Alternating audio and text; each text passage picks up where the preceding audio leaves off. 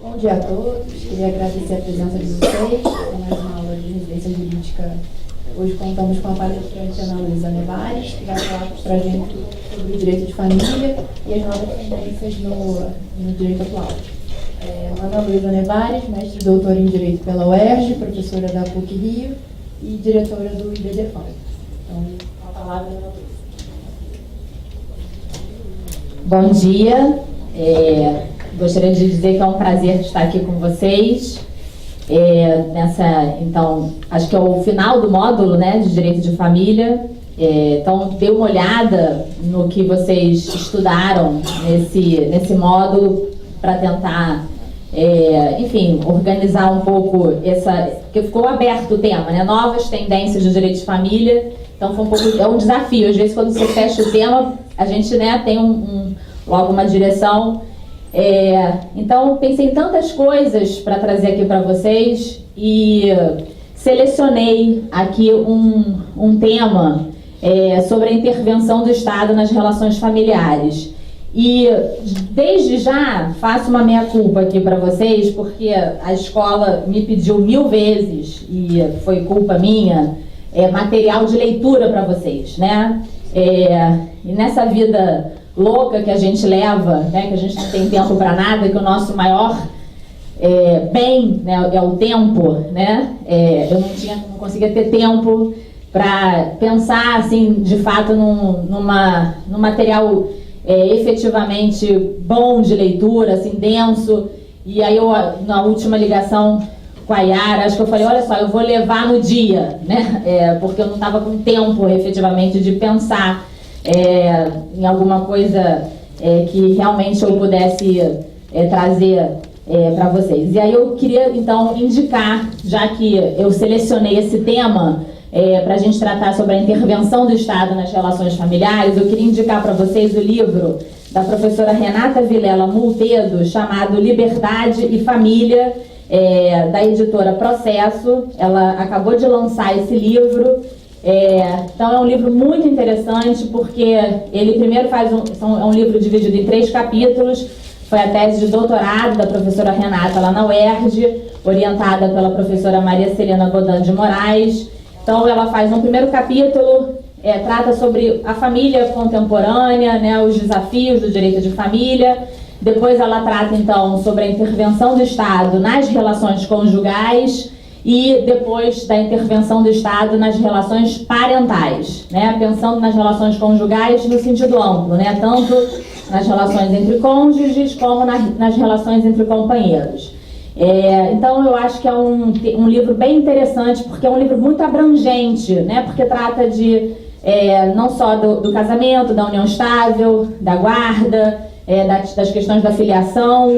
Então acho que é um livro que aborda vários temas do direito de família, já num patamar de vocês mesmo, né? Num patamar já acima de uma manualística, porque vocês já passaram desse momento, né? Então, eu queria trazer uma sugestão de leitura nesse jaez, né? Uma sugestão de leitura que fosse efetivamente condizente com esse momento que vocês estão vivendo aqui agora da residência jurídica.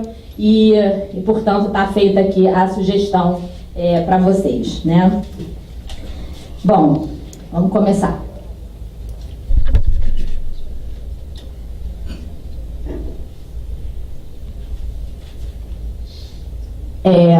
Em primeiro lugar, embora talvez eu esteja falando um pouco do lugar comum, que vocês já estudaram isso, já viram isso, mas um pouquinho de introdução não é mal a ninguém. Eu queria ponderar com vocês a nossa família contemporânea, né? O que é a família hoje, né?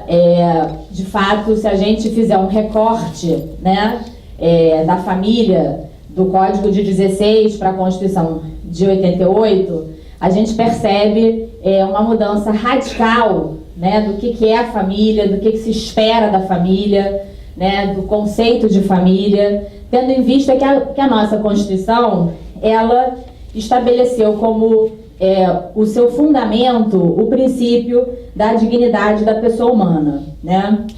E além disso, ela estabeleceu como um dos seus objetivos a construção de uma sociedade livre, justa e solidária. O que significa dizer que a gente não pode mais pensar no homem isolado, abstrato. A gente pensa no homem sempre em sociedade, em conjunto com os seus pares, não é? E a solidariedade, portanto, significa defender o outro não por um altruísmo, não por uma generosidade, mas porque defender um outro significa também defender os seus interesses, porque estamos todos no mesmo barco, né? E nesse sentido nós temos um cenário que o personalismo e o solidarismo, ele torna as sociedades intermédias, sociedades como a família, né? As formações sociais como a família, instrumentais, ou seja, sempre como espaços de promoção, espaços onde as pessoas vão se desenvolver, espaços de promoção das pessoas. Então a gente hoje não pensa mais no homem como um ser abstrato, isolado, mas ao contrário, a gente está sempre pensando no homem como um ser considerado nos seus valores essenciais de dignidade, igualdade, liberdade, nas suas relações com os demais. Então a gente está sempre pensando naquele ser concreto, né? Naquela relação concreta com os demais. E nessa perspectiva, portanto, nós mudamos o foco no direito de família.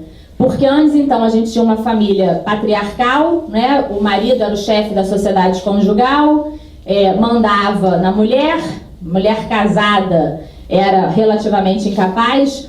Hoje eu falo isso para os meus alunos, né? Até eu mesma, né? Não vivi essa triste realidade, né? É tão longínquo, mas assim o era. O filho era um objeto, praticamente, né? E a gente teve uma mudança substancial porque justamente os vulneráveis passaram a ser os personagens principais da família, aqueles que passaram a ser prioritariamente protegidos no direito de família. Basta a gente até pensar nas nossas legislações mais recentes, e sem aqui um compromisso de ordem cronológica. Então, se a gente parar para pensar na Lei Maria da Penha, na guarda compartilhada, na alienação parental, a gente percebe no Estatuto do Idoso, a gente percebe a preocupação do legislador em tutelar os vulneráveis na família. E é essa preocupação do legislador constituinte no seu capítulo que abre o direito de família no artigo 226 da Constituição. Então a gente percebe uma direção da tutela jurídica para a pessoa como membro da sociedade familiar, como membro da comunidade familiar, ligada, então, nessa proteção do vulnerável, né, principalmente, e sendo, então, a família um espaço de promoção e de desenvolvimento da pessoa, de cada um dos membros que integram aquela entidade familiar, né? Então,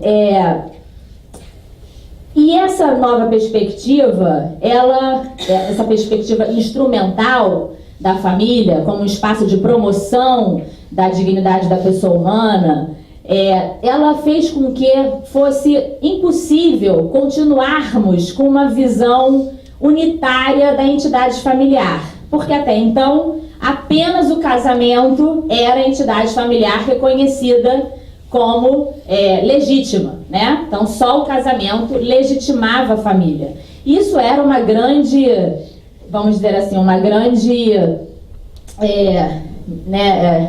uma grande questão que trazia aqueles que viviam como se casados fossem à margem da tutela jurídica, buscando a sua proteção fora do âmbito do direito de família. E daí aquelas construções da sociedade de fato, da súmula 380 do Supremo Tribunal Federal. Antes disso, a indenização por serviços prestados. Hoje se critica muito, né? Como assim indenização por serviços prestados que a mulher pleiteava no judiciário? Mas foram corajosos os acórdãos que assim determinaram, porque eram formas de tutelar a mulher numa situação de ruptura daquela relação que não era considerada família. Se não fosse a indenização por serviços prestados, nenhuma proteção àquela mulher, porque até então, né, na maior parte das vezes era efetivamente quem buscava a proteção jurídica, teria num caso de ruptura daquela relação.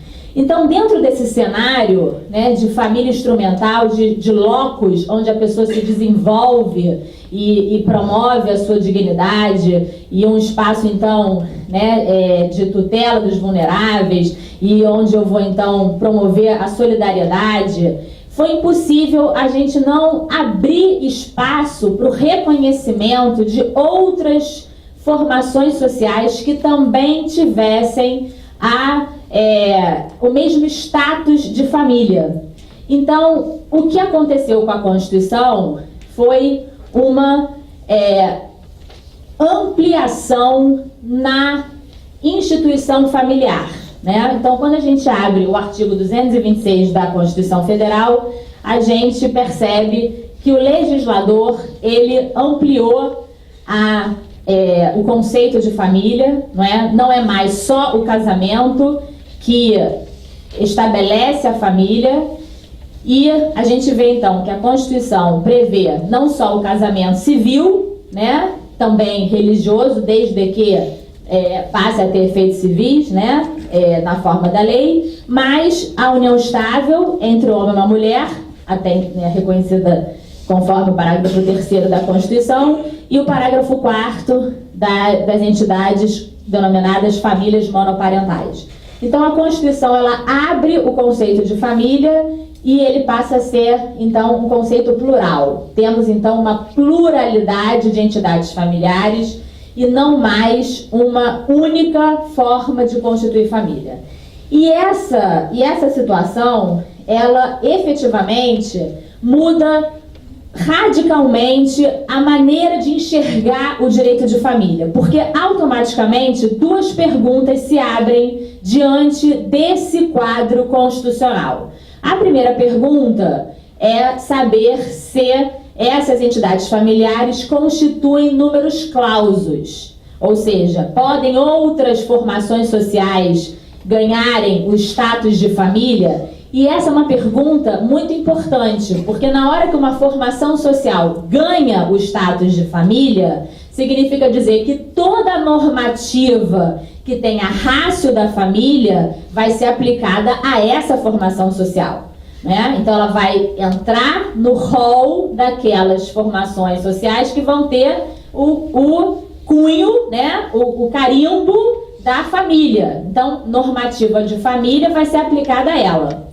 E a segunda pergunta é a pergunta se existe hierarquia axiológica entre as entidades familiares. Ou seja, existe alguma entidade familiar que é mais importante do que a outra? Existe alguma entidade familiar que deve ser prioritariamente protegida em detrimento das demais? E essa pergunta, ela decorre em especial do que vocês estão vendo ali no parágrafo 3º da Constituição, porque diz o Constituinte que para efeito da proteção do Estado é reconhecida a união estável entre o homem e a mulher como entidade familiar, devendo a lei facilitar a sua conversão em casamento. Então, essa parte final do parágrafo 3º foi muito invocada como a prova de que a Constituição mantinha uma hierarquia entre as entidades familiares, ou seja, apesar dela ter aberto a proteção familiar a outras formações sociais, o casamento continuava sendo a entidade familiar superior por conta do que dizia o parágrafo 3º, infine, da nossa Constituição Federal, né? E essas perguntas, então, passaram a ser, vamos dizer assim, debatidas e deslocadas, né, na nossa jurisprudência e na nossa doutrina, muito mais do que na nossa legislação, né? Porque se tem uma característica do nosso direito de família é ele ser jurisprudencial, né? Então vem um estrangeiro aqui, fica chocado de saber que a gente tem união homossexual pela jurisprudência, né? De saber que a gente tem paternidade socioafetiva pela jurisprudência, né? Porque não temos lei, né? Quem decidiu foi o judiciário. Efetivamente, vários direitos fundamentais estão sendo garantidos, né, aos cidadãos brasileiros pelo judiciário, né? Então, o que se tem, né, o que realmente passou a ser algo que hoje já sabemos a resposta é que as entidades familiares previstas na Constituição são números abertos. E, efetivamente, eu trago aqui uma frase, uma expressão de um livro muito bacana, e infelizmente esse livro não está traduzido para o português. Bom, então o professor Stefano Rodotà é um político, filósofo, professor italiano muito importante, muito sensível, e ele tem um livro chamado Direito do Amor, né? E ele diz o seguinte: o direito confinou o amor sem lei no estado de exceção.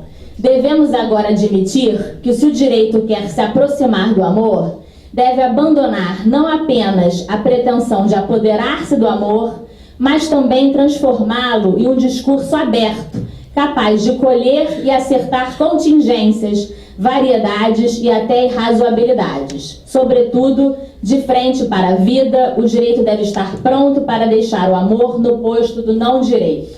Ou seja, cada vez mais nós estamos diante de uma constatação que o projeto familiar de cada um deve ser pautado pela liberdade.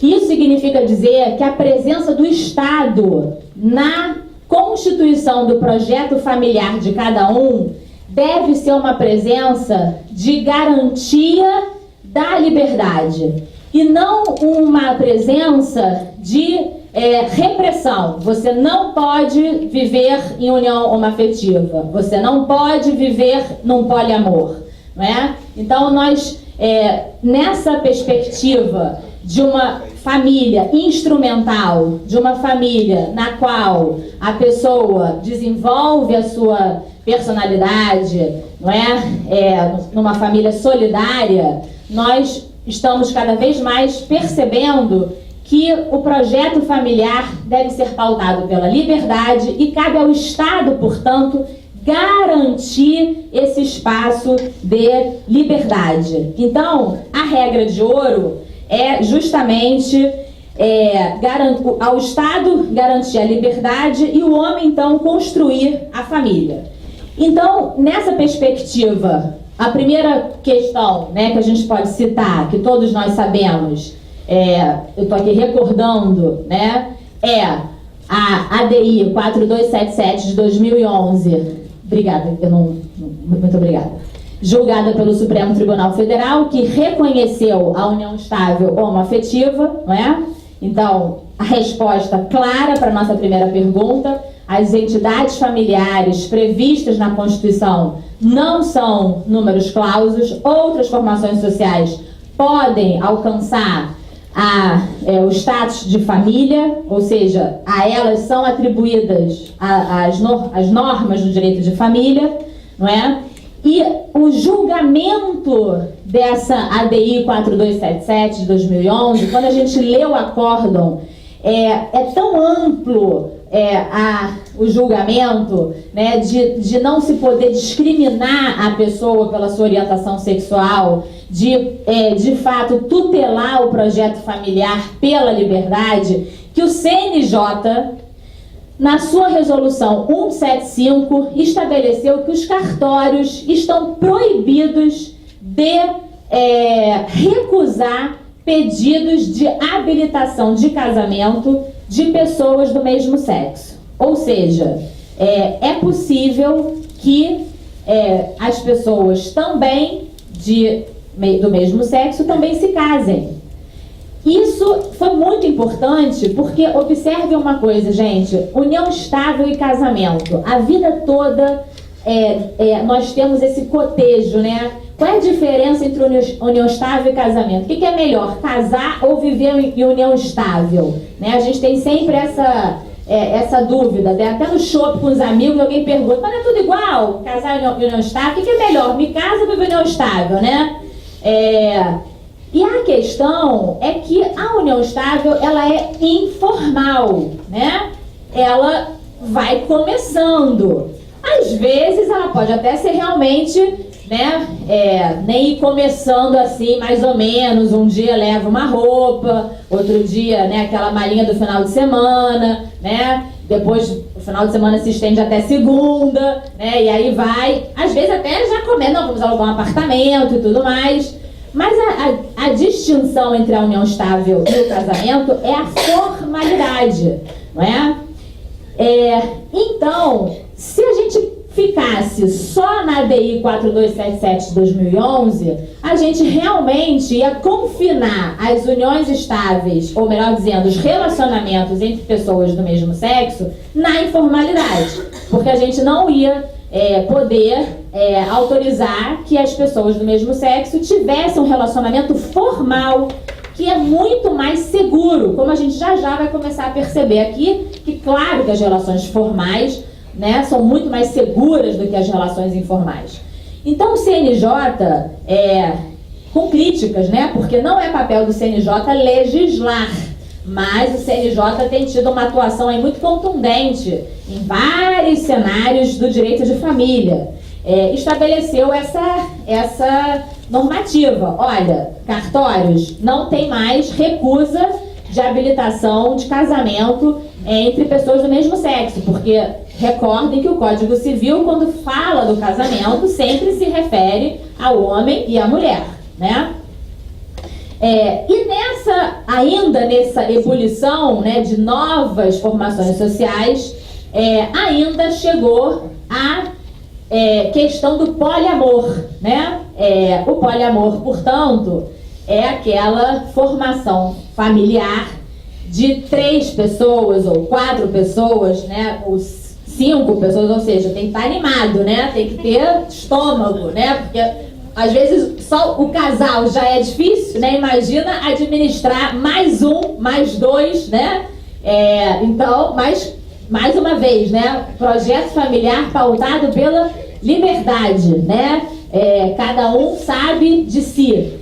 Então, essa questão do poliamor surgiu, né, não foi assim, aqui no Rio de Janeiro a gente teve uma escritura no 15º Ofício de Notas da tabeliã Fernanda Leitão, mas não foi a primeira, tiveram outras escrituras também espalhadas pelo Brasil, em que 3 pessoas declararam na escritura que viviam em família, né, que eram uma união estável e que viviam em família. Então observem bem, uma vez reconhecida a família entre essas 3 pessoas, para as 3 pessoas vão ter alimentos, por exemplo, para as 3 pessoas vão ter sucessão, para as 3 pessoas pode haver mudança de nome, se nascer um filho, vai existir a multiparentalidade necessariamente, esse filho vai ser herdeiro dos 3, né? Se separam, olha só a dinâmica, imagina só o esquema de convivência com pai e mãe, né? Agora com os 3, imagina só a agenda da criança complexa, né? Para estabelecer a convivência, né? Mas, de novo, uma questão que também não vamos reconhecer como família. Vai acontecer, queiramos nós ou não, porque se essas 3 pessoas decidirem esse projeto de viver juntas, assim farão, quer nós reconheçamos ou não como família. O que pode acontecer é que se o Estado disser que não é família, não serão garantidos esses direitos de família para essas pessoas, mas que elas viverão como família, sem a moldura jurídica, viverão, né? E o que aconteceu então com as escrituras de poliamor? Foi tanta ebulição, e se alguém, se um dia pegar uma escritura de poliamor, pelo menos as que eu li, o tabelião foi cauteloso. Ele disse, eu aqui estou ressalvando a minha responsabilidade e não estou dizendo que essa relação é família. Quem vai dizer que é família ou não é o judiciário no momento oportuno, se isso chegar ao judiciário, né? Até porque, gente, uma escritura declaratória, ela declara uma coisa. O que as pessoas foram lá foi declarar o que elas achavam que tinham que declarar, não é? Se aquela relação vai ou não gerar efeitos de família, é um segundo momento. Então, até se é no jornal, passaram a constituir família, né? Não é uma inteira verdade, porque não é a declaração na escritura que torna aquela relação família, até porque não existe realmente uma previsão legal do poliamor, né? Então, houve uma cautela, né, do tabelião, pelo menos as escrituras que eu li, nesse sentido, né? Eu não estou aqui dizendo que é família, eu estou declarando o que eles estão trazendo. O que aconteceu, gente? Hoje em dia, e até para quem se interessa bastante pelos direitos de família, né, existe o Instituto Brasileiro de Direitos de Família, o IBDFAM, que é um instituto muito atuante, né, no direito de família. Quem tiver interesse pode entrar no site. Aqui eu vou fazer um pouco de propaganda, né, afinal de contas, eu sou diretora do Instituto de Direito de Família aqui do Rio, né, da seção do Rio de Janeiro, mas é um instituto nacional que tem as suas seções estaduais. É um instituto muito atuante, né? Nós participamos como amicus curiae de vários processos no Supremo Tribunal Federal, procuramos atuar junto ao Poder Legislativo, buscando projetos de leis em relação ao direito de família. E é um instituto que, uma vez membro, nós temos retorno, né? Todo dia chega jurisprudência no nosso e-mail, recebemos revista mensal, tem os congressos de 2 em 2 anos nacional, os congressos regionais. Então é um instituto bastante atuante, um instituto, vamos dizer assim, mais avançado, né? Mais condizente com essa linha da minha palestra, que vocês estão percebendo, nessa linha da liberdade, vamos dizer assim, das pessoas. Mas existe também, né, ninguém é dono da verdade, existe também um outro instituto de direito de família, chamado ADFAS, lá de São Paulo, que procura ainda confinar o direito de família naquela estrutura repressora, naquela estrutura da culpa, naquela estrutura de uma estrutura ainda que, para nós do IBDFAM, para nós que temos uma leitura da Constituição fundada na dignidade da pessoa humana, fundada na solidariedade, é uma leitura restritiva, né, que não traz um direito de família cidadão. E a ADFAS, então, ela protocolou no CNJ um pedido para que o CNJ proibisse as escrituras de poliamor. E o CNJ, então, não deu a liminar para a ADFAS, né? E estabeleceu o seguinte: recomendou que os cartórios não mais lavrassem as escrituras de poliamor, não proibiu, mas disse: olha, vamos estudar essa questão, né? Porque, de fato, é algo que gera, vamos dizer assim, questionamentos, né? A gente aqui pensou, então, alimentos, sucessão, a guarda do filho, né? A multiparentalidade, mas, de novo, vamos dizer não, que vai acontecer, queiramos ou não queiramos, né? É um fato, isso vai acontecer, né? E agora, então, o CNJ, ele recomendou que essas escrituras não sejam realizadas, muito embora elas não estejam proibidas, né? Bom, o que está aqui na ordem do dia pronto, ou não sei se pronto, né? Porque o STF está tão assoberbado com outros problemas, né? Infelizmente. Mas o que está no Supremo Tribunal Federal? Então, o que está no Supremo Tribunal Federal hoje é o recurso extraordinário 883-168, o tema de repercussão geral 526, de relatoria do ministro Fux, no qual estão se debatendo, ou melhor dizendo, está se debatendo a questão das famílias simultâneas. Então, observem bem, gente, o poliamor é aquela questão das 3 pessoas ao mesmo tempo, né? Ou 4, ou 5, enfim, que vivem todas juntas. Então, enfim, é uma questão que são, né, todo mundo junto e misturado. As famílias simultâneas é outra situação. As famílias simultâneas olha só, nunca vi uma decisão judicial em que foi a mulher que vivia com 2 homens.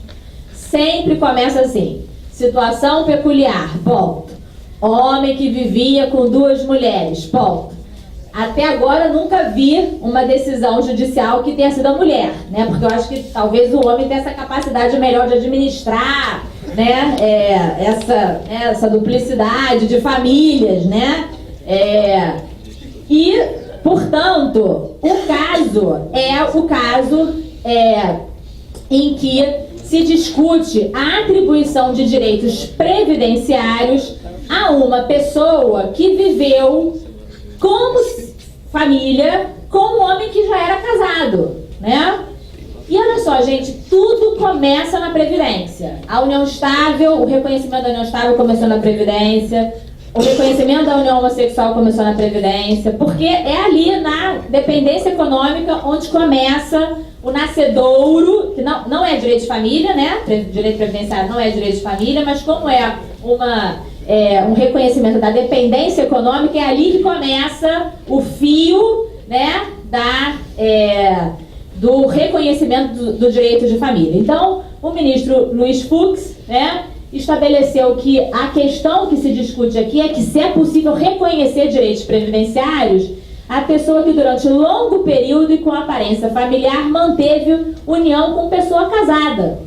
A matéria não é novidade na corte, e não é mesmo. E ele entendeu, então, que o caso tinha repercussão geral e, então, submeteu o tema à apreciação dos demais ministros da corte e o caso, então, ainda não foi julgado. IBDFAN é amicus curiae, ADFAS é amicus curiae, tem um outro instituto que é amicus curiae, né? Ou seja, estamos lá, né, na discussão desse tópico, porque, mais uma vez, né, é uma realidade fática.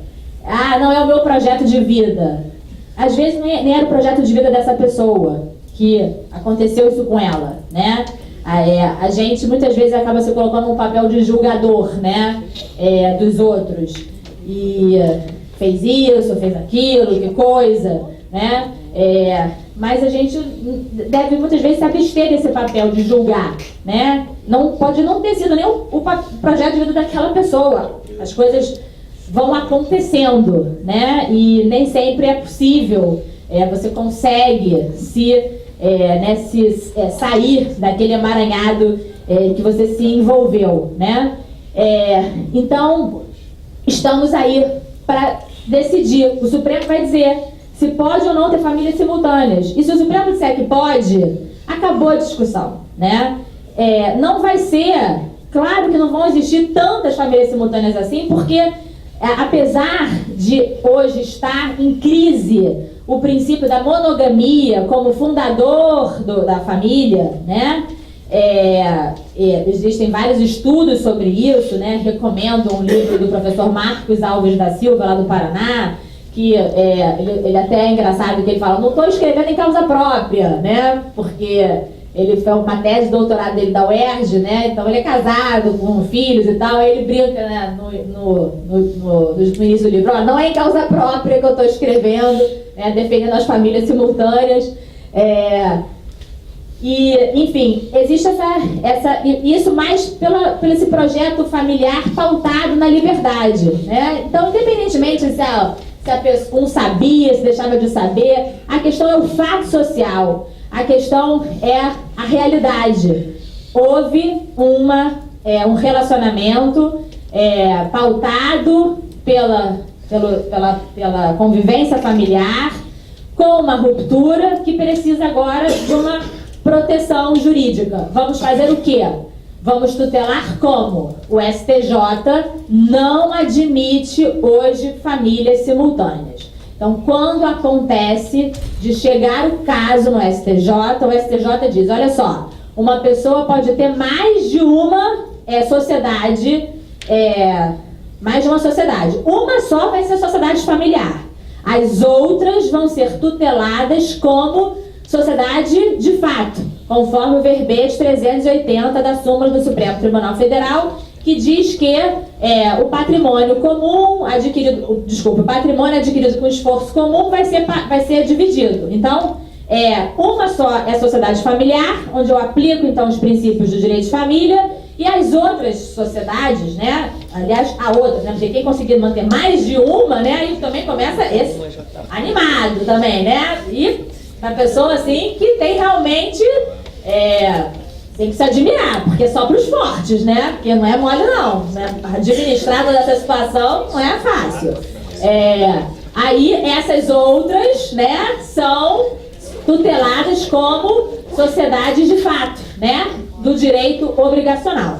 Então, torçamos, né, para que as operações de corrupção, né, deixem os ministros julgarem os casos de direito de família, né, que são tão mais interessantes, né, tão mais envolventes, que possamos então ver logo o que o Supremo vai dizer em relação às famílias simultâneas. Bom, diante dessa pluralidade de entidades familiares, nós caímos na seguinte questão: como regulamentar as entidades familiares, né? Porque olha só, temos várias entidades familiares.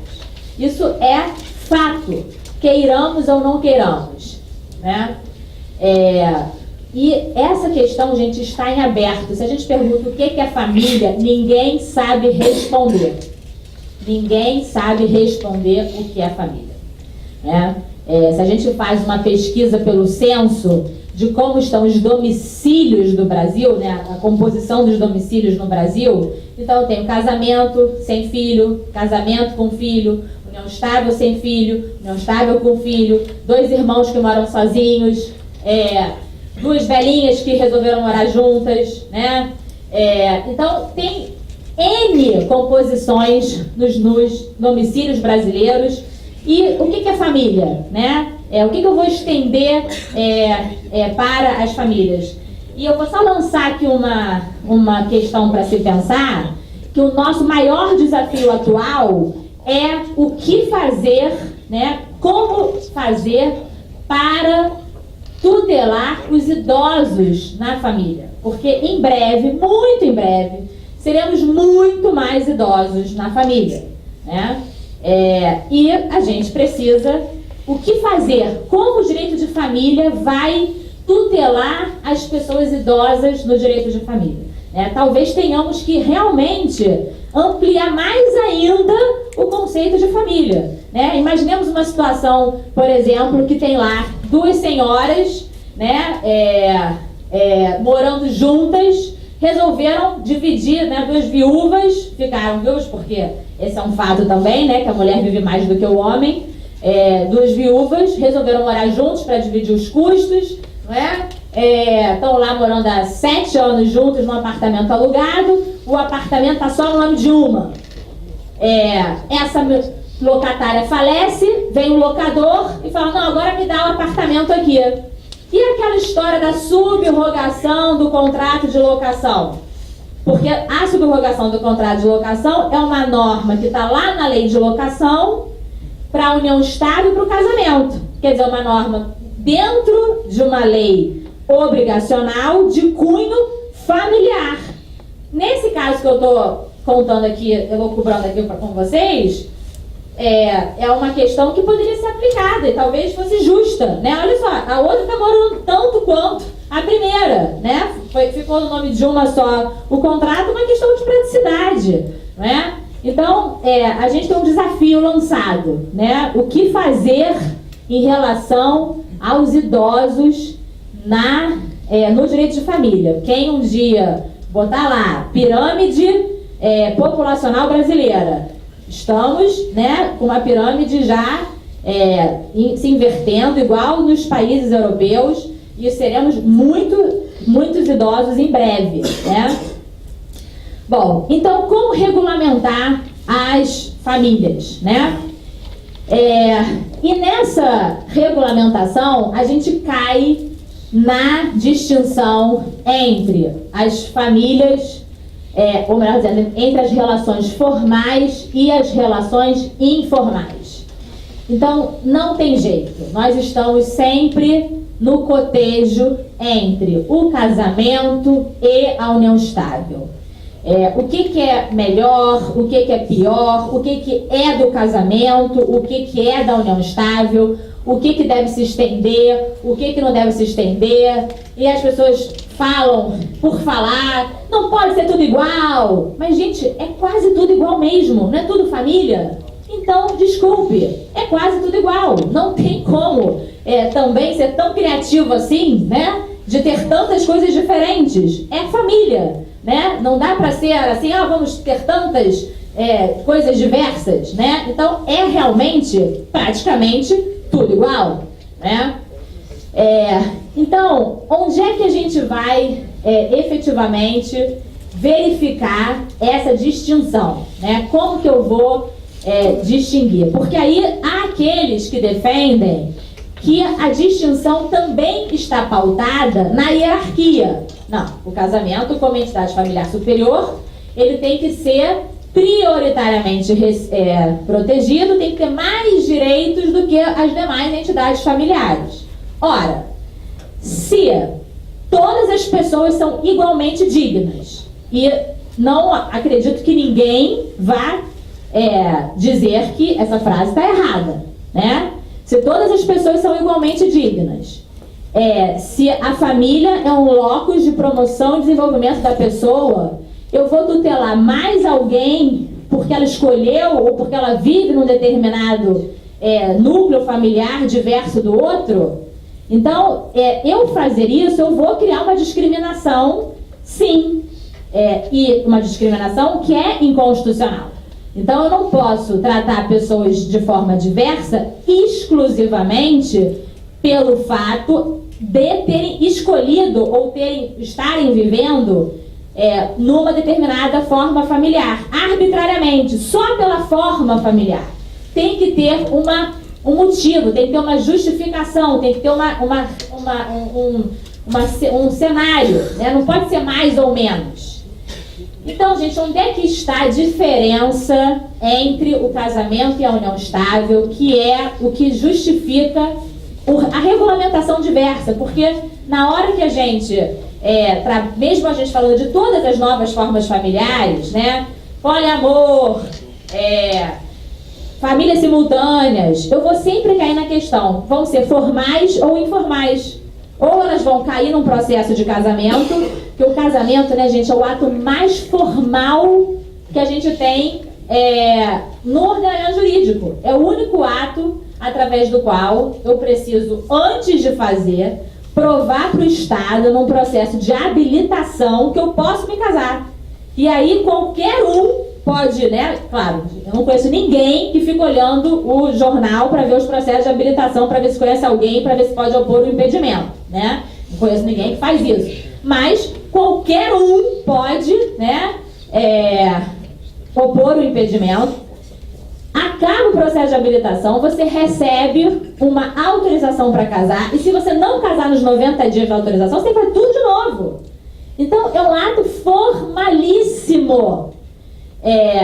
E depois desse ato formalíssimo, dali decorrem diversos efeitos que não podem se estender para a união estável. Então, olha só, gente, quando a gente está diante do Instituto Casamento, diante do Instituto União Estável, a gente vai se perguntar, estrutura versus função, né? A estrutura responde à pergunta, o que é o casamento? É um ato formal que vai constituir a família. O que é a união estável? É uma relação informal que vai constituir a família. Mas ambos têm a mesma função. Qual é a função? Constituir família, que é esse locus de desenvolvimento da pessoa, pautado pela solidariedade, pautado pela promoção da dignidade da pessoa humana. Então, o que acontece? Tudo aquilo que disser respeito à estrutura do Instituto, eu não posso estender para a união estável. Agora, tudo aquilo que disser respeito à função do Instituto, eu vou estender para a união estável, porque é a função da família. E aí a gente vai aqui começar a pensar, elocubrar os efeitos da situação. Então, vou aqui dar alguns exemplos para vocês. O próprio que eu acabei de mencionar, subrogação do contrato de locação, né? É uma previsão na lei de locação, ou seja, uma lei de natureza contratual, e é uma previsão que tem como pano de fundo a solidariedade familiar, porque prevê que o contrato se subroga no companheiro ou no cônjuge que permanece na casa. Então, essa norma, ela não decorre da estrutura do casamento da união estável. Ela decorre da função da família, ela decorre da solidariedade familiar. Então, é algo que se estende para as duas entidades familiares. Um outro exemplo, emancipação. Todo mundo sabe que aos 16 anos, a pessoa já pode se casar, né? Então, imaginemos que você vai comprar um imóvel e o dono do imóvel tem 17 anos. E quando você olha, ele é casado. Olha só, né? Você fala, meu Deus, se casou com 17 anos. Você fica desesperado, né? O que ele imagina só? Será que esse casamento vai durar? Né? Já começa a pensar. Mas enfim, se casou com 17 anos. E aí, ele não precisa estar assistido. Vocês concordam comigo? Não precisa estar assistido por ninguém. Ele está emancipado. Agora, imaginemos que você chega para comprar esse apartamento, vê lá o dono do apartamento, tem 17 anos, ele chega para você e fala, não preciso de ninguém não, porque eu vivo em união estável. Você fala, desculpe, você vai estar assistido, porque é óbvio que você vive em união estável, mas cadê a prova, cadê a minha segurança jurídica, né, que o fato de você viver em união estável te traz a emancipação. Ou seja, a emancipação, ela é um efeito que decorre do ato formal matrimônio. Ela não pode ser estendida para a união estável, né? Outro exemplo, embora seja um exemplo controvertido, presunção de paternidade. A gente sabe que o filho que nasce da mulher casada presume-se do marido, né? Então, a mulher está grávida, 9 meses. Surtou o marido, né? A frase que eu mais escuto no meu escritório é, ele surtou, né? Surtou, todo mundo surta, né? Se separa, deu uma surtada, surta. Então, surtou, saiu de casa, né? E aí, ela foi para o hospital, nasceu a criança, ela vai lá com a certidão de nascimento vivo, com a certidão de casamento e registra a criança no nome do marido. O oficial do registro civil não vai ter a menor dúvida de fazer esse registro, ele vai estar tranquilo. Agora, e numa situação de união estável? É verdade que a lei está ensaiando modificações em relação a isso. Inclusive, até saiu uma normativa nova para permitir uma nova perspectiva com uma escritura de união estável, uma sentença de união estável. Mas até uma nova modificação da lei, eu não tenho uma garantia, né, de prova da presunção de paternidade. O que me dá a certeza é a certidão de casamento, né? Outra coisa, gente, a outorga marital, né? Ou uxória, outorga conjugal. Também é uma situação que decorre do ato formal matrimônio. O terceiro não tem como saber que você vive união estável. União estável não muda o estado civil da pessoa. A gente acaba confundindo muito isso, né? Achando que ser companheiro muda o estado civil. Não muda, tem no formulário, casado, solteiro, viúvo, outros, companheiro, mas na prática jurídica, ser companheiro não muda o estado civil de ninguém, né? Você continua solteiro, viúvo, divorciado, você pode até, todo mundo sabe que uma vez casado, nunca mais solteiro, pode até ser de espírito, mas, né, na vida real, né, no direito, nunca mais será, né? E as pessoas vão cometer, e o próprio legislador vai cometendo muitos equívocos em relação a essa situação. Quer ver um equívoco que agora acabou de acontecer? O CNJ acabou de publicar um provimento, que eu não sei se vocês já estão vivendo esse drama, que exige que em todas as escrituras públicas as pessoas declarem se vivem ou não em união estável e se têm ou não pacto. Isso está gerando um problema entre as pessoas. Isso já aconteceu no Rio de Janeiro há um tempo atrás. Eu tive 2 clientes que se separaram por causa disso, porque estavam muito bem obrigados vivendo naquela relação. Aí saiu um provimento aqui da Corregedoria do Rio, que mandava dizer em todas as escrituras, formal de partilha decorrente de inventário, para dizer se vivia ou não união estável e se tinha pacto.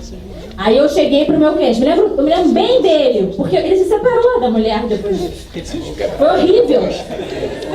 Aí eu perguntei, olha só, você precisa me dizer se você vive ou não união estável, se você tem pacto ou não. Ele falou, ferrou, né? Eu falei, e agora? Ele falou, não, porque isso é um problema lá em casa. Porque eu não quero fazer uma pacto de união estável, mas você deveria fazer. Então foi um debate comigo e tal. No café da manhã, né? E aí, a gente vive ou não união estável? Para ele não era muito bem a união estável, mas para ela era. E ela queria, porque queria fazer o pacto. E ele não queria fazer o pacto. Olha a situação. E ele tinha que declarar a história. Então, assim, esse é um fato que o Estado, intervenção indevida do Estado na vida das pessoas. A união estável não gera Estado civil de ninguém, não muda o Estado civil de ninguém. A pessoa continua solteira, separada, divorciada, viúva. E o CNJ está agora exigindo, olha, já é, aliás, o próprio CPC de 2015 já manda dizer isso nas petições iniciais, né? Não sei se vocês já perceberam no Código Civil, eu ignoro essa regra, né? Assim, deliberadamente, totalmente. O CPC manda dizer se a pessoa vive ou não em união estável. Acho um absurdo isso, né? Isso não é uma questão que você tem que declarar se você vive ou não em união estável. Mas tudo bem, isso não tem consequência nenhuma. Nunca nenhum juiz mandou emendar nenhuma petição minha para dizer se eu vivi ou não em união estável. Agora, os cartórios, coitados, são obrigados a cumprir tudo rigorosamente, né? Porque senão vem milhões de fiscalizações, né? Então agora tem que declarar se vive ou não, se tem pacto. E aí é essa interferência indevida, essa é uma interferência indevida do Estado nas relações conjugais de pessoas maiores, capazes, em regra, em situação de paridade, não é? É uma relação informal. Se as pessoas querem uma relação formal, elas vão se casar, né? Então, estamos vivendo essa situação agora. Então, você vai assessorar um cliente a comprar um apartamento, vai assessorar um cliente, né, a fazer uma escritura, enfim, agora vai ter que dizer se vive na união estável, se tem pacto ou não. Então, agora vai ter que sentar com o outro, tá tudo ótimo, né? Viagem marcada no final de semana, tudo bem. Quando lançar o problema, porque aí tem que decidir, né, qual é o regime de bens. Olha só o problema. Porque não é só fazer o pacto, né? O pacto parece ser fácil, mas depois, e o regime de bens, né? E aí aquele equívoco, né? Todo mundo acha que vai ficar rico, aí acha que tem que ser como um parcial, né? Ai de você falar que é separação total. É um absurdo, né? Todo mundo acha que vai ficar rico, né? Ninguém acha que vai ter os revés financeiros e que o patrimônio vai toda a família junto pro revés financeiro, né? Ninguém pensa nisso. Então, todo mundo fica achando que é um absurdo falar na separação total. Então, esses problemas o Estado está trazendo para dentro da família agora com o CNJ, com esse provimento infeliz, né, que trouxeram agora para a gente aqui administrar, né? Bom, enfim, tudo isso aqui, um desabafo, né? Desculpe, eu fiz um desabafo aqui com vocês por causa desse provimento, né? Para fazer essas ponderações que têm efeitos que decorrem do ato formal matrimônio. A outorga conjugal, a emancipação, a presunção de paternidade, mas outros efeitos decorrem da solidariedade familiar. E não tem como, tem uma família, não tem outra família. Exemplo, alimentos. Tem como uma família ter alimentos e a outra família não ter alimentos? Não tem como. Alimentos é algo que tem em qualquer família. Viveu em família? Então vai ter mútua assistência. que vai se transformar em dever de alimentos em caso dos requisitos estarem presentes, né? Não é só porque você viveu em família que você vai ser obrigado a prestar alimentos para o outro. Claro que não é isso, né? Mas é um potencial, uma potencial possibilidade. Ah, professora, eu vou casar com uma pessoa que não trabalha, não faz nada. Se separar, é provável que você vai ter que pagar alguma coisa, né? Vai fazer o quê? Não tem jeito. Tem coisas assim que não dá pra você ter o melhor dos mundos sempre, né? Não tem solução. Então, alimentos, mútua assistência em toda a família. Subrogação do contrato de locação. De novo, tô disco arranhado falando toda hora nisso. Também é um efeito que decorre da solidariedade familiar. E a sucessão hereditária, gente? Uma pessoa ser herdeira da outra. O que é, qual é o fundamento dessa questão? Da onde que vem, né, a sucessão hereditária? O legislador acorda de manhã e pensa, vou criar a ordem de vocação hereditária aqui agora, né?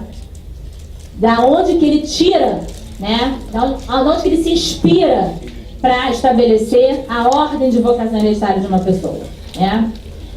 Então, a sucessão hereditária, um dos fundamentos da sucessão hereditária é a família. Onde tem família, tem sucessão hereditária.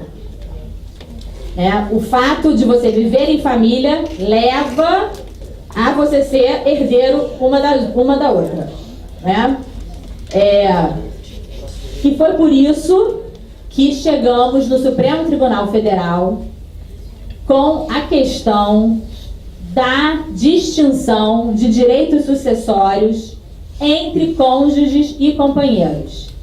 Nossa, gente, ninguém merecia esse Código Civil, né? Porque nós, jurisdicionados, não merecíamos esse Código Civil na sucessão. Aliás, não merecemos várias coisas, mas já que estamos falando desse assunto, a gente não merecia esse código, né? As pessoas já estão vivendo o pior momento da vida, né? Porque essa parte, gente, advogar e trabalhar em família e sucessões é muito difícil. Porque você trabalha e administra a pessoa no pior momento.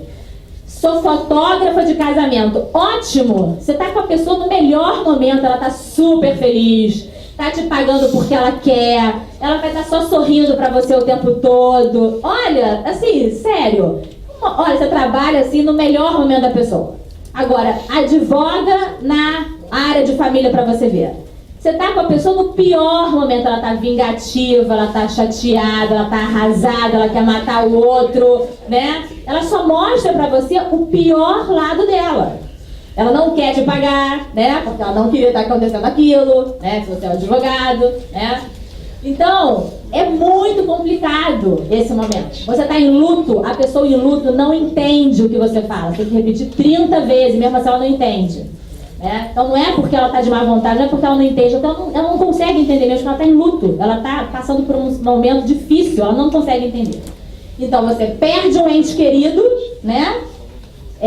Sem chão, e aí vem o Código Civil com aquele artigo 1790 e o 1829, com uma chuva de interpretações. Ninguém entendia nada, né? Às vezes eu estava no escritório, chegava a mãe e o filho, eu falava, perdi o cliente, porque se eu falar tese 1, é melhor para a mãe. Se eu falar tese 2, é melhor para o filho. Ou eles estão bem afinados, ou acabou, né? É só a consulta que eu vou ganhar e acabou. Não vou mais fazer um processo, né? Então, é uma situação que, efetivamente, o código foi horrível na sucessão hereditária. Então, desde que o código foi editado, que se debate se o 1790 do Código Civil, que tratou a sucessão na união estável de forma diferente do casamento, era constitucional. Porque ele desigualava o companheiro em comparação com o casamento. Tinha até raras vezes que o companheiro ganhava mais do que o casamento. Se você fazia a comparação, tinha vezes que até o companheiro ficava melhor do que o casado. Mas na maior parte das vezes, quem era casado ficava muito melhor do que quem vivia em união estável. Então a pergunta era, pode tratar cônjuge e companheiro de forma diferente na sucessão hereditária? Essa pergunta não queria calar, estava sempre martelando na jurisprudência e na doutrina, se na sucessão hereditária eu podia tratar cônjuge e companheiro de forma diversa na sucessão hereditária. E de novo, gente, ninguém quer aqui tratar tudo igual. Não é tratar casamento e união estável de forma igual. É desigualar nos aspectos que tem que desigualar. E igualar nos aspectos onde deve igualar. E o assunto, então, chegou no Supremo. No recurso 878694 e no outro recurso que eu esqueci de trazer o número aqui para vocês, porque foi muito engraçado esse recurso, porque o 878694 foi relatado pelo ministro Barroso. Quando ele chegou com esse recurso, o Marco Aurélio falou, tem um recurso com a mesma matéria. Só que Vossa Excelência, que é o ministro mais novo, trouxe mais rápido, né, o seu recurso. Vamos aproveitar e jogar tudo junto. Então, os recursos foram julgados em conjunto, né? E acabou publicando até primeiro outro recurso do que esse. E eu realmente aqui acabei não trazendo o número do outro, mas quem botar um Google no 878694 vai ver o que publicou. E aí os votos do 878694 foram declarados nesse novo. Porque quando o 878694 foi julgado, o Teori estava vivo, ele votou, né? Aí esse julgamento foi suspenso, votaram 7 ministros no 878694, ficou 7-0 a favor da inconstitucionalidade do 1790, ou seja, 7 ministros votaram entendendo que a sucessão hereditária tinha que ser igual no casamento e na união estável, né? E aí o julgamento foi suspenso. Quando o julgamento foi retomado, o Teori já tinha falecido, o Alexandre de Moraes já estava no seu lugar, e aí foi retomado junto com outro recurso, mas a tese vencedora, não foi unânime, foi a tese da igualdade, né? Então, o Supremo Tribunal Federal acatou a tese de que na sucessão hereditária, cônjuge e companheiro têm que ser tratados de forma igual. Por quê? Porque a sucessão hereditária decorre da família. Você é herdeiro de outra pessoa em virtude da solidariedade familiar. É por isso que a sucessão legítima é estabelecida. Vou fazer uma observação aqui para vocês, gente. Hoje, a gente tem na lei o supercônjuge. Precisamos urgente mudar a lei. Urgente. O cônjuge é herdeiro necessário em várias situações, tem direito real de habitação, mesmo sendo rico, tendo imóvel, não é? Desde que o código foi editado, acho que vocês não viram ainda a sucessão nessa residência, acredito eu, mas em breve verão, não sei se já viram, né? Mas o cônjuge virou centro da sucessão hereditária, né? E desde que o código foi editado, que a sociedade tem clamado por uma maior amplitude de liberdade de testar em relação ao cônjuge. A pessoa quer poder não deixar para o cônjuge. Não é porque não ama o cônjuge, não, mas é porque o cônjuge trabalha, tem a vida dele, tem os filhos dele, né? Quantas famílias são recompostas, né? A pessoa se casa de novo, né? Tem os filhos do segundo casamento, do primeiro, essas confusões, vive muito mais. Olha os idosos aí, gente. Olha o planejamento familiar, né? Então a pessoa está vivendo muito mais, se separa, casa de novo, né? Então a gente precisa mudar a lei, efetivamente, para repensar a posição do cônjuge e do companheiro na sucessão hereditária. Mas isso não significa dizer desigualar o cônjuge e o companheiro na sucessão hereditária. São coisas diferentes. Então a gente não pode se seduzir, né, por um argumento de que, né, não, temos que deixar a união estável numa situação pior para poder ter uma válvula de escape de escolha. Mas fato é que a gente tem que mudar a lei sucessória realmente, né?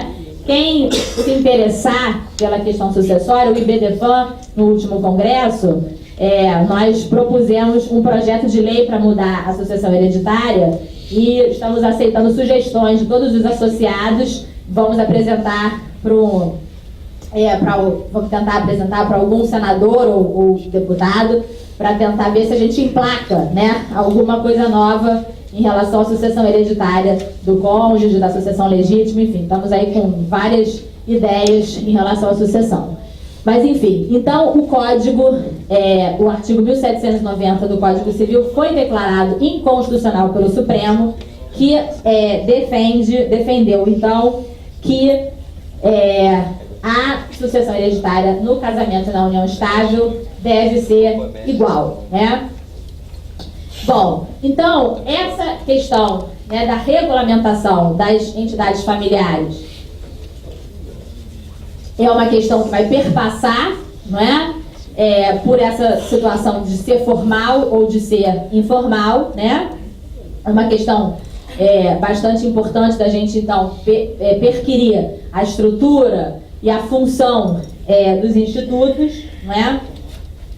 E nós, então, temos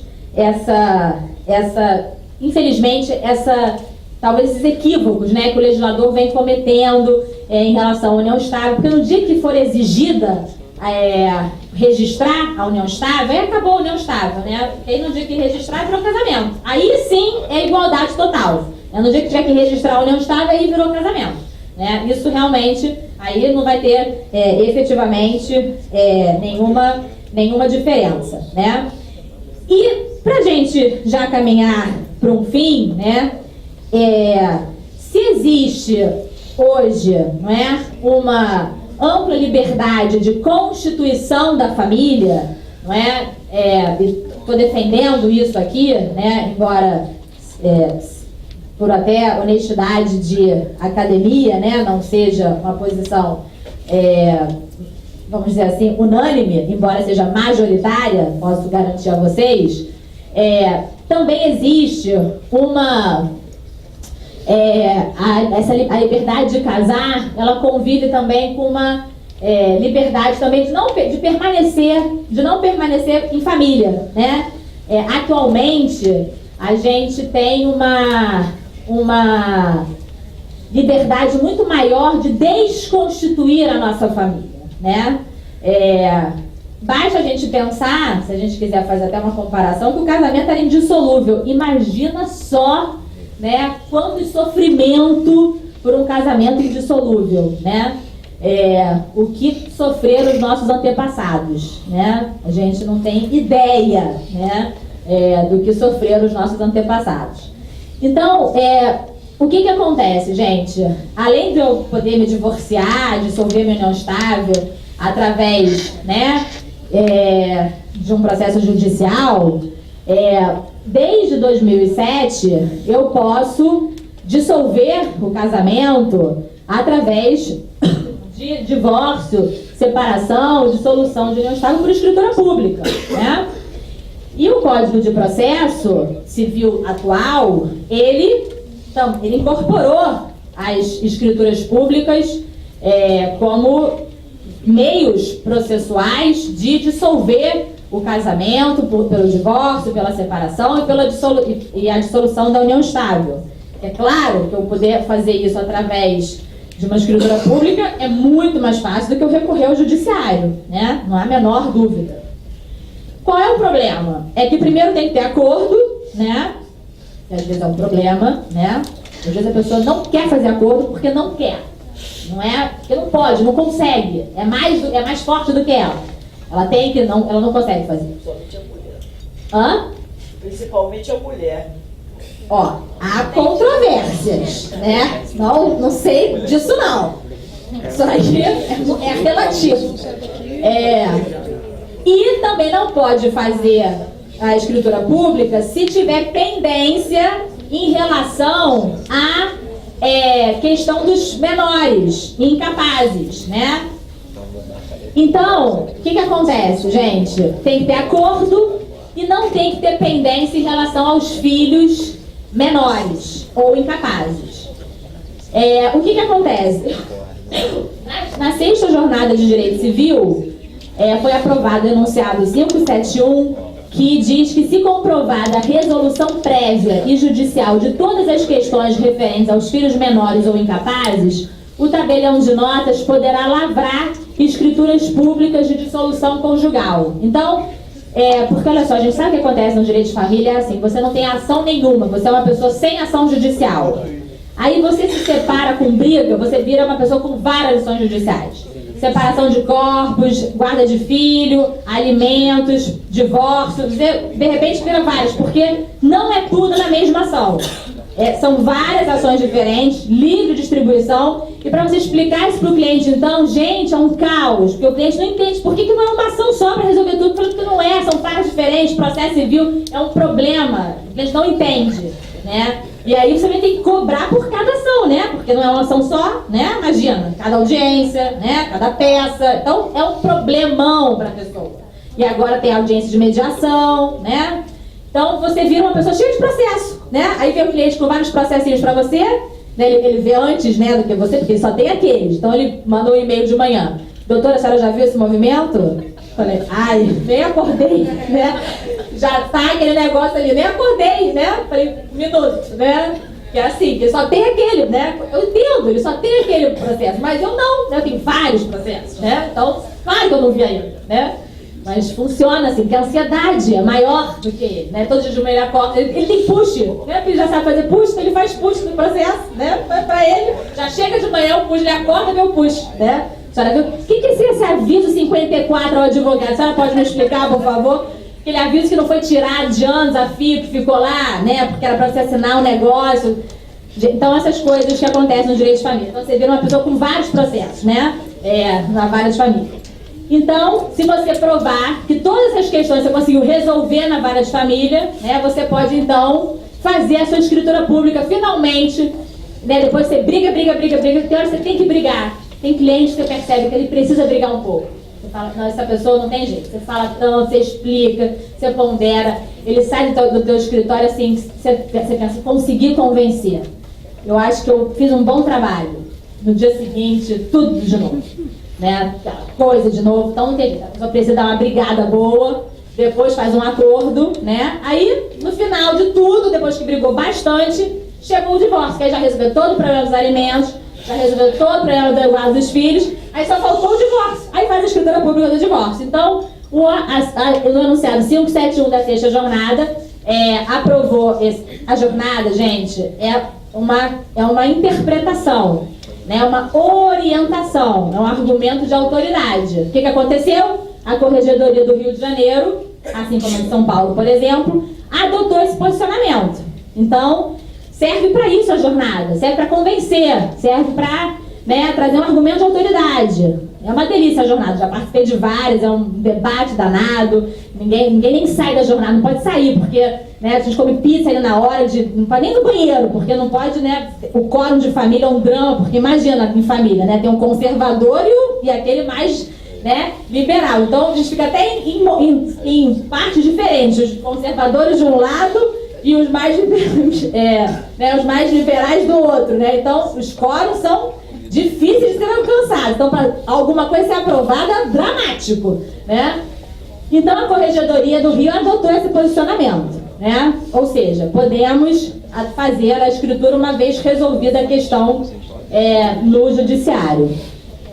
E um ponto importante, gente, é o seguinte: a Constituição Federal previa na verdade, né, o divórcio, fala sobre o divórcio e previa os requisitos para o divórcio. Você tinha que estar separado de fato há mais de 2 anos ou ter se separado judicialmente e converter aquela separação em divórcio depois de 1 ano de separado judicialmente. Veio a emenda 66 de 2010 e ela cancelou esses prazos. E aí alguns autores começaram a defender que, por força disso, pelo fato do divórcio ter virado objetivo, ou seja, pode divorciar independentemente do prazo, Não importa, você se casou, no dia seguinte, mudei de ideia e se divorcia, você pode fazer isso. Casei, no dia seguinte pensei melhor, quero me divorciar de você. Tá bom, pode, não tem problema nenhum. Né? Realmente, vai ser horrível, mas pode acontecer. Não tem que ficar esperando 2 anos separado de fato, não tem que se separar judicialmente, né? Então, alguns autores passaram a defender que a separação judicial tinha acabado. Então, só para recordar, gente, o divórcio rompe o vínculo do casamento. Pode casar de novo. A separação judicial não rompe o vínculo do casamento. Ela tão somente dissolve a sociedade conjugal. É como se fosse um estágio prévio, né? um degrau a menos. Mas é uma outra possibilidade que o legislador trouxe para a gente. O que aconteceu? A separação judicial prevista no Código de Processo de 73, prevista no Código Civil, veio a emenda 66 de 2010, vários autores começaram a defender que a emenda tinha acabado com a separação judicial. A emenda não falou nada sobre a separação judicial. Zero. Ela só acabou com os prazos do divórcio. Mas muita gente começou a defender que não tinha mais separação judicial, porque agora o divórcio era objetivo. Tem juiz que recebe um pedido de separação judicial, já convola em divórcio, mesmo sem as partes quererem, né? E aí veio o CPC de 2015 e trouxe a separação judicial de novo. Então, a gente está falando aqui de intervenção do Estado nas relações de família. Nós, e quem quiser, pode pensar que bobagem se separar judicialmente. Para quê? Divorcia direto. Isso é de cada um. O legislador deu a oportunidade, a faculdade, enfim, deu para quem quiser a possibilidade de se separar judicialmente. Tem pessoas que podem não querer ser divorciadas, né? Tem pessoas que podem ter uma religião, por exemplo, que para elas é horrível ser divorciadas. Então, para elas é melhor ser separada judicialmente. O que você é? Separada. Divorciada é uma coisa complicada, né? Então, na separação judicial, você pode se reconciliar com o mesmo cônjuge. E a gente pode ter aquela esperança de um dia a volta, né? Então, a lei facultou a separação judicial. A lei não tirou a separação judicial. A emenda 66 não falou nada da separação judicial, né? Então, essa questão do Estado, juiz, receber um pedido de separação, convolar em divórcio contra a vontade das partes, né? A gente tem uma posição, banalizar uma coisa ser inconstitucional, né? É inconstitucional a separação judicial. Por quê? Por que é inconstitucional? Né?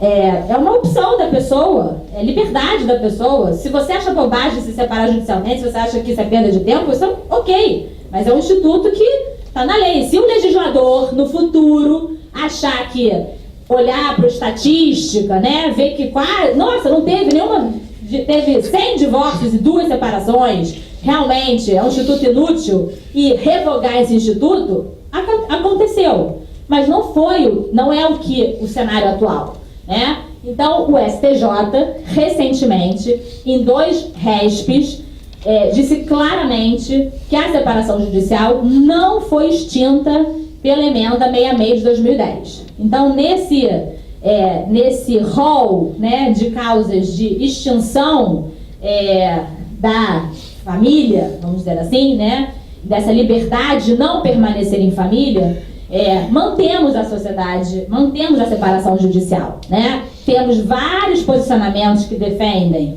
que acabou a separação judicial, mas o STJ, nesses 2 recursos mencionados, categoricamente afirmou que ela não acabou. Está na lei. Quem quiser se separa judicialmente.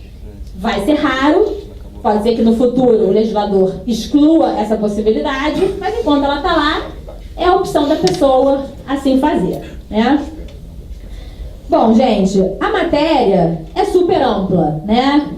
A verdade é que eu tinha vários outros slides para falar com vocês. Acho que eu achei que 2 horas eram 4, né? E eu tô vendo aqui que o tempo está se esgotando. Então, eu vou realmente parar por aqui. Dizer para vocês que foi um prazer estar aqui com vocês, né, nesse final de módulo, né, do direito de família. É um direito apaixonante de estudar, né, apaixonante de lidar também, né, a gente lida com as pessoas, com os sentimentos, apesar de ser difícil, né, a gente se envolve, né, quem disser que o advogado de família não é estressado está mentindo, impossível, né, é um estresse total, né, então não tem como não ser assim. Então espero que vocês trilhem, né, um caminho profícuo e que tenham aproveitado, e quem puder comprar o livro da Renata vão poder prosseguir com esse tema que eu trouxe aqui com vocês, tá bom? Muito obrigada.